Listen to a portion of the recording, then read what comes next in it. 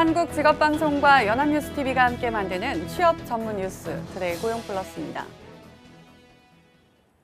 우리나라 소득 격차는 갈수록 커지고 있는데 양질의 일자리는 계속해서 줄어드는 실정입니다. 특히 제조업 부진 속에 중소기업과 대기업의 취업자 수가 크게 줄었다고 하는데요. 한상용 기자입니다. 올해 1월 기준 5명 이상 일하는 우리나라 사업체의 취업자 수는 1,681만 3천 명. 1년 전과 비교해 2만 명 정도 줄었는데 중소, 대기업 모두 13년 만에 처음으로 취업자 수가 마이너스를 기록했습니다. 무엇보다 제조업 부진의 영향이 컸습니다.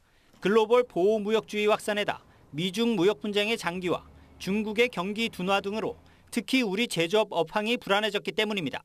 제조업 분야, 특히 조선업이 구조조정이 계속 지속되고 있고 최근에 자동차 업계도 상황이 안 좋아지면서 이쪽 분야에서 고용이 조금 줄어들지 않았나.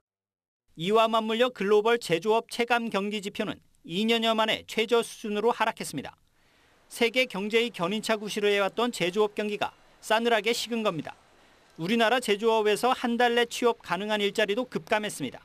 국내 사업체의 빈 일자리는 1년 전보다 4만 개 가까이 줄었는데 그 감소폭이 2011년 9월 이후 88개월 만에 가장 컸습니다.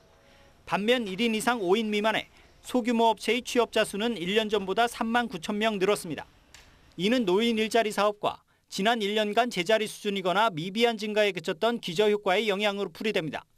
결국 양질의 일자리는 갈수록 줄어드는 반면 소규모 사업체의 취업자만 증가하는 일자리 양극화 현상도 뚜렷해지는 양상입니다. 연합뉴스TV 한상용입니다.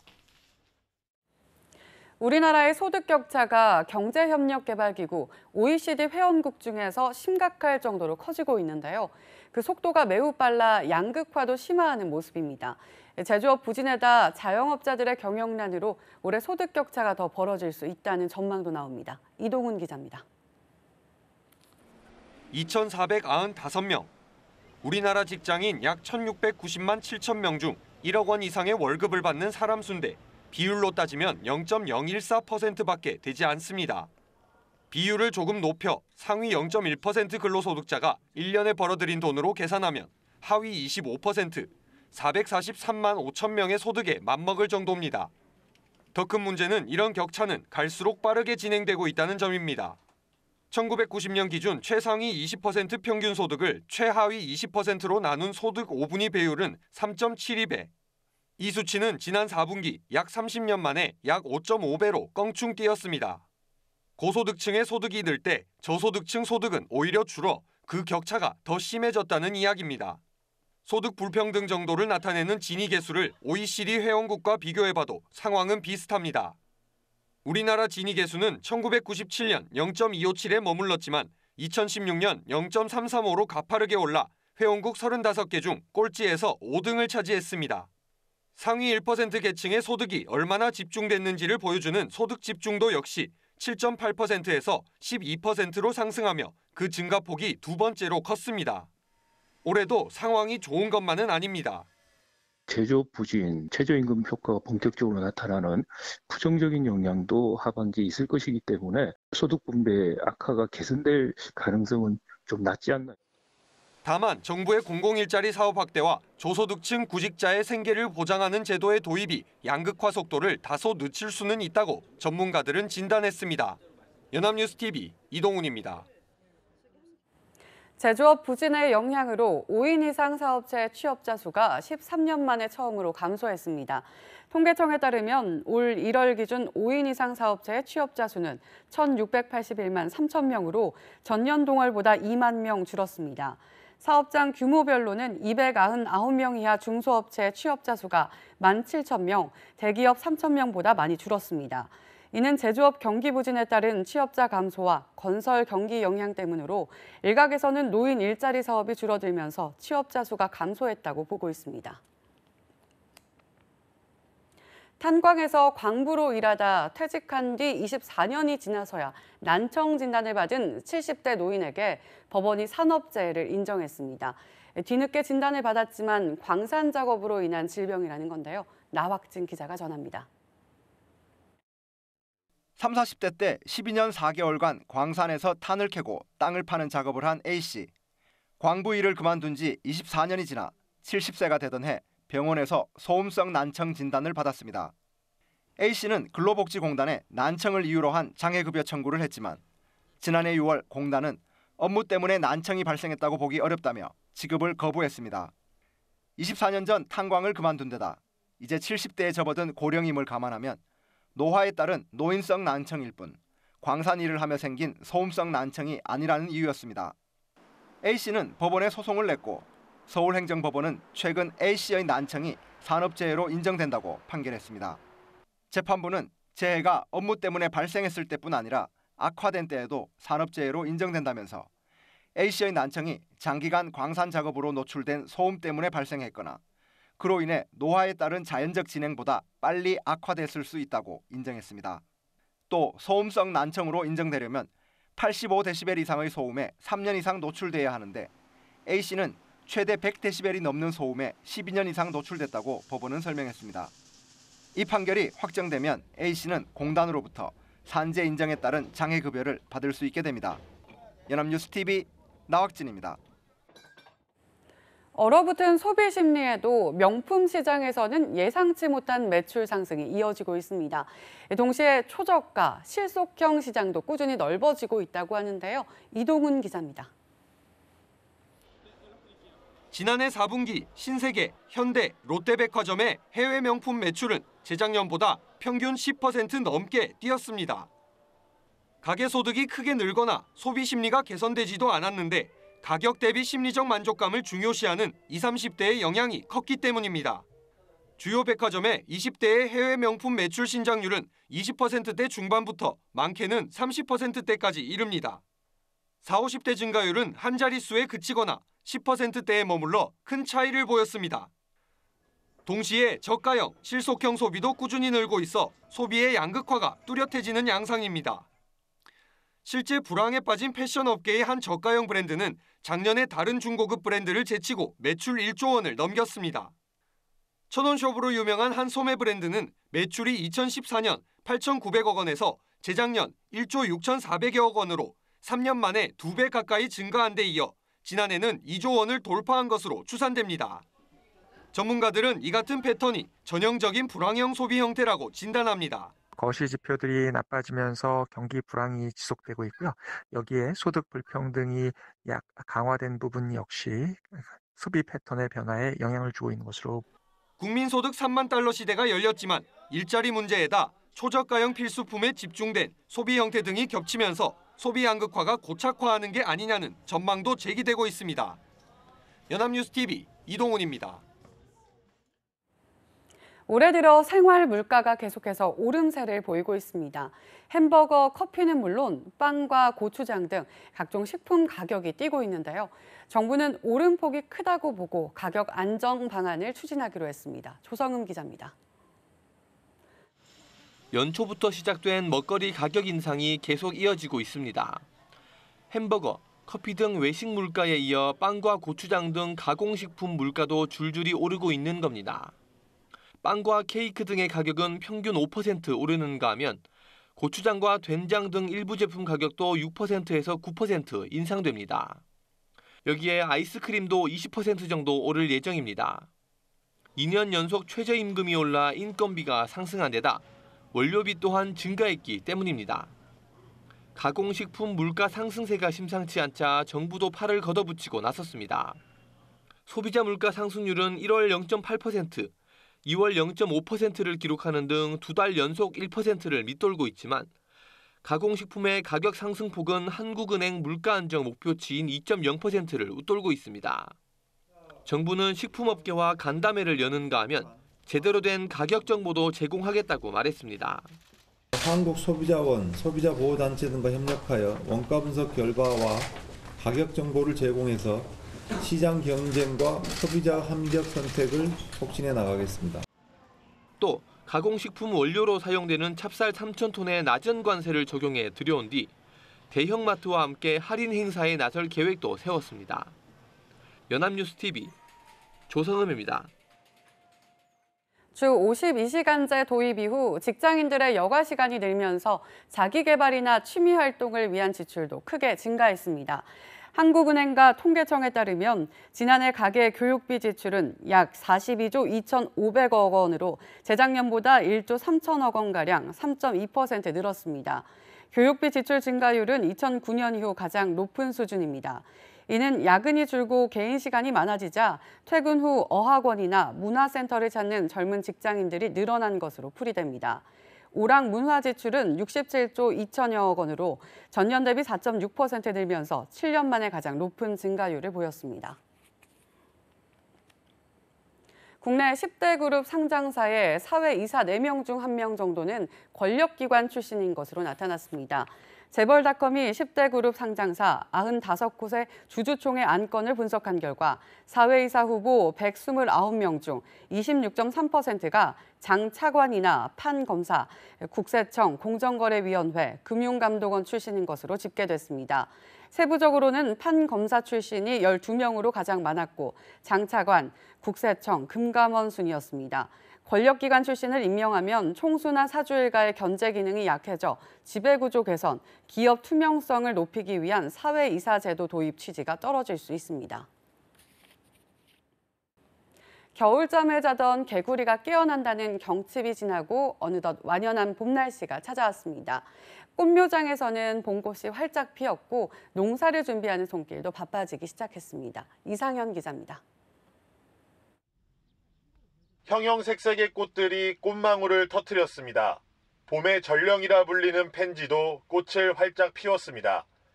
지난해 11월에 심은 10여 종류의 봄꽃 20만 분이 꽃을 피웠거나 꽃망울을 터뜨릴 준비를 하고 있습니다. 남녘부터 시작된 봄 기운이 강원도까지 올라오면서 출하를 앞둔 꽃묘장은 눈코 뜰 새 없이 바빠졌습니다. 정신없이 일하다 보면 하루가 가는 줄도 모르지만 봄이 가까이 왔음을 가장 먼저 느낄 수 있습니다. 꽃이 피기 시작하면 봄이 왔구나, 그걸 매년 느끼고 있습니다. 네, 여기만 오면은 기분이 아주 엄청 좋아지고 봄을 피부로 다 느끼게 해줍니다. 여기는. 육묘장에도 한 해 가운데 가장 바쁜 시기가 찾아왔습니다. 곧 밭에 심어질 토마토와 오이 모종을 만드느라 손이 10개라도 부족할 정도입니다.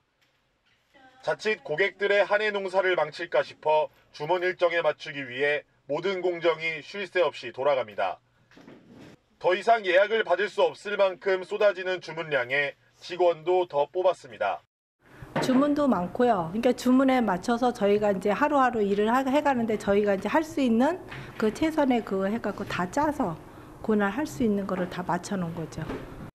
새로운 시작으로 바쁜 일상을 보내는 사이 봄은 우리 곁에 가까이 왔습니다. 연합뉴스TV 이상현입니다.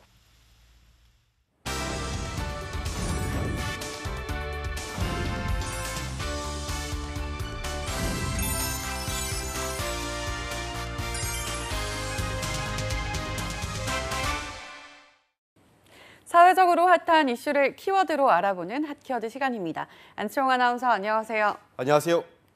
핫키워드 시간입니다. 오늘의 핫키워드 바로 초란 제로페이의 성적표입니다. 서울시가 야심차게 내놓은 제로페이가 결제 금액이 예상에 훨씬 미치지 못하는 성적을 얻었다고 합니다.